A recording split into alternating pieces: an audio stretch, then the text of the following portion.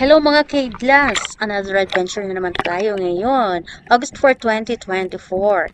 Alam niyo po ba na sa araw na ito ay inimbita ako ni Ma'am Mary Chris J. Go sa kanyang celebration at Thanksgiving dahil nagtapos siya sa kanyang doctorate. Si Ma'am Chris Go ay isa ng Doctor of Education sa edad na 29 years old at inimbita niya kami sa Delu Beach Resort. Sa araw na ito, doon kami sa Delo Beach Resort. Pero kami ay pumunta doon mga 12:10, 12:10 noon. Kaya napakainit na talaga at hindi na kami lumangoy sa dagat. At nang pauwi na kami, almost 4 o'clock, napag-desisyon na namin ng aking husband na huminto sa spot na ito. Ito ay ang Uloy Beach Resort sa Opol, Misamis Oriental. At alam niyo po ba na ang beach na ito, dito palaging nag-night spearfishing ang aking husband. Ang beach na ito ay hindi masyadong na-develop. Oh, may maraming mga bato dyan, pero napakalalim dyan. Kung makikita nyo, maraming mga bato at Sunday, maraming mga tao din nang nagliligo. Pero ang dagat na iyan ay napakalalim talaga. Napakalalim siya. At maraming mga bato. Ang aking husband ay natakot sa akin kasi wala siyang gear, wala siyang fins at ako ay pumupunta sa malalim na part at natatakot siya na baka mag-cram daw ang paa ko at maluno daw ako. Mabuti na lang at hindi. Kaya nag-enjoy talaga ako sa araw na to, Sunday. Kasi matuto ka talagang makalangoy sa malalim kasi napakalalim talaga dyan. At napakalakas ng alon. Oh, tingnan nyo, ako ay lumangoy talaga. Malalim na dyan. Malalim na dyan. Ang aking husband ay natakot talaga sa akin kasi pumupunta ako sa malalim na part at wala siyang fins.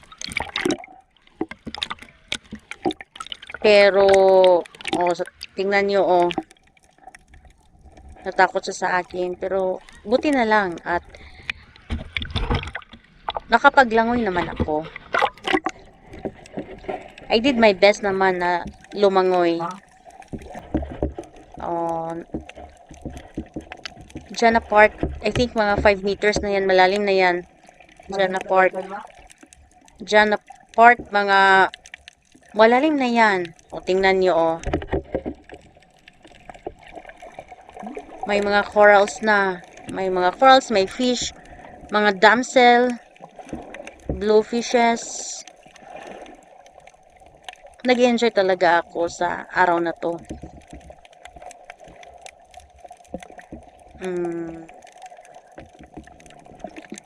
Pero natakot naman yung husband ko kung ako ay pumupunta sa malalim na part.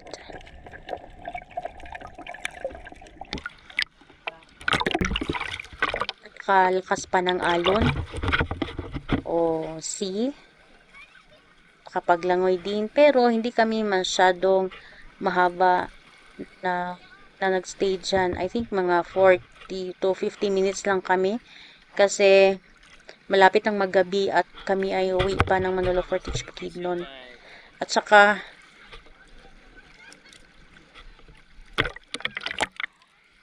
malalim ang dagat kaya nakapag-decide kami na hindi kami masyadong magpagabi. So, nag-enjoy naman ako. Nag-enjoy akong lumangoy. Kahit na mga maliit lang na mga damsel ang nakikita ko. Pero nakakita naman ako ng mga corals. Marami naman ang lumiligo dyan. Naglalangoy sa sea. May mga bata na may mga life jacket na kasama nilang kanilang mga magulang at mga pamilya.